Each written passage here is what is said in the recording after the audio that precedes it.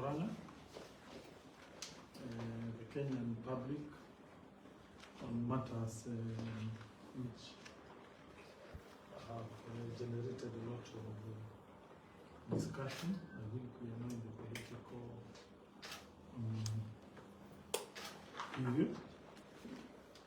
So I will start by first sincerely expressing my gratitude to the long and meaningful relationship that I have had with His Excellency President William Ruto.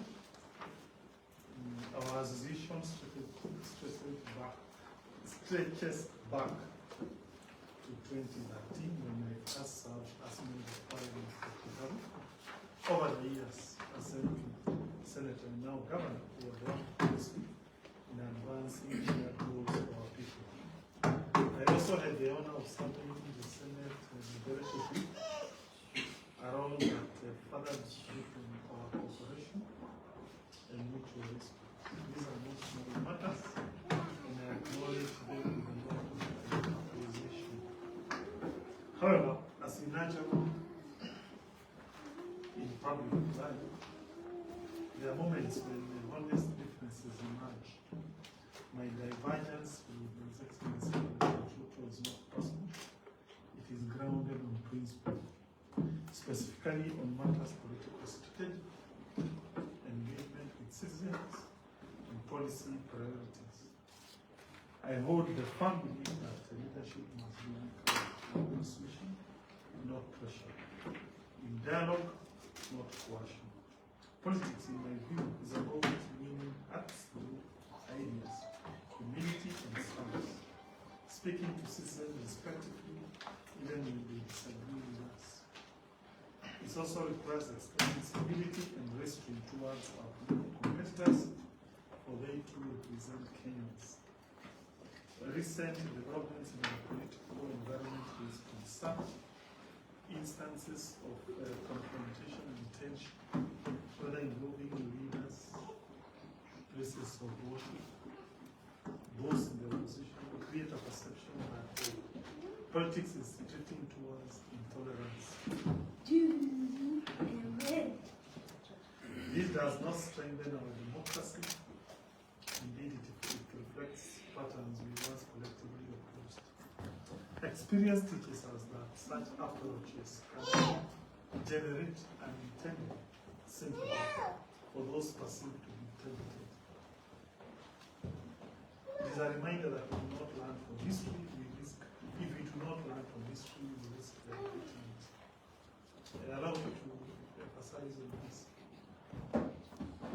UDA party, among the reasons it won in 2022, is because of how it was persecuted by Jubilee government.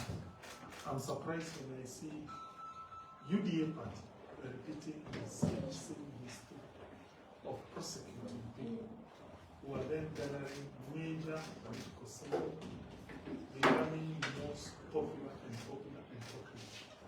It's as if we did not learn anything in the year 2022. An example, we have seen attacks in churches in Nairobi.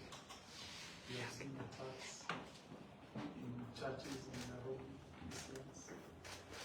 We have seen people being pushed out, like Sukuma for doing that.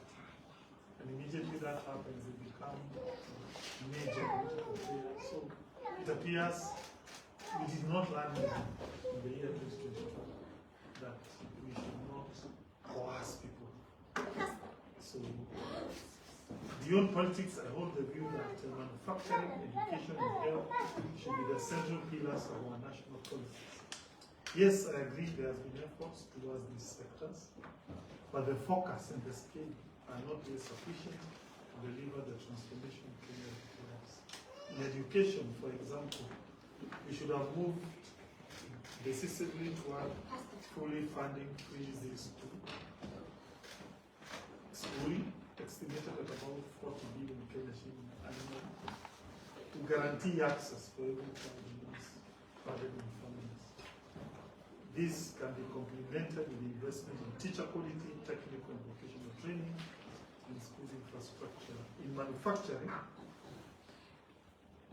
I have to thank the current government for making an effort to create a people, special economic zone and export processing zone, EPZA, and Morana is one of the beneficiaries. But there are so many linking, missing efforts, many gaps there. For instance, water, roads, infrastructure, power. So if governments would have put all efforts towards that as opposed to the current speed and the level of investment, currently these EPZAs would be working. On health, I think it is possible for us to have a program that targets the poor, where the government pays for them. That way, we have people who cannot be able to pay out of pocket. They are supported. His Excellency the President has always told us that the people are supreme, and thank you for that statement. And therefore, my responsibility is to adhere to what people have told me. And in light of that, and because I've tried my best to have these issues resolved internally, I have had a candid discussion with His Excellency the President, one-on-one, where we shared these ideas, but we did not reach what we call full convergence. I have no doubt to say that after careful reflection, I wish to state that come 2027, I will not defend my seat on the current party ticket. I will later, at a certain stage, communicate the platform which I will present myself to the electorate. However, until then, I will remain a disciplined and committed member of the UDA party. I will continue to serve diligently in my capacity and to cooperate with the national government in delivering the government to our people.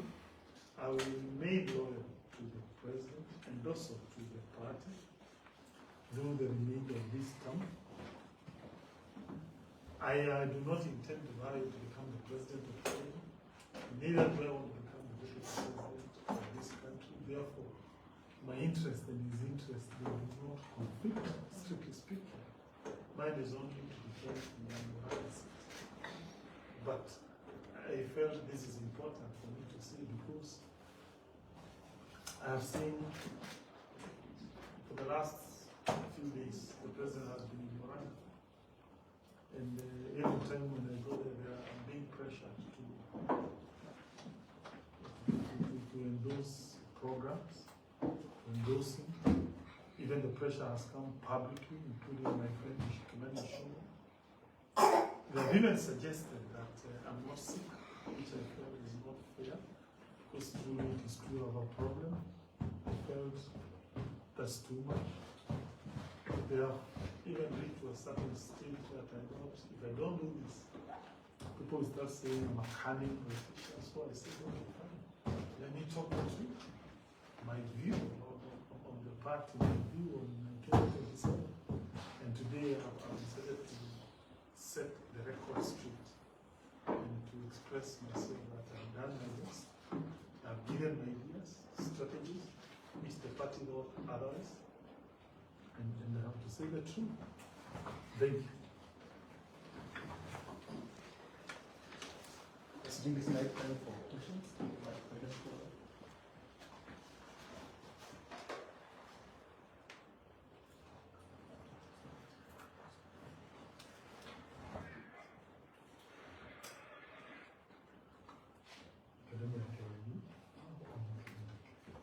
then, so then,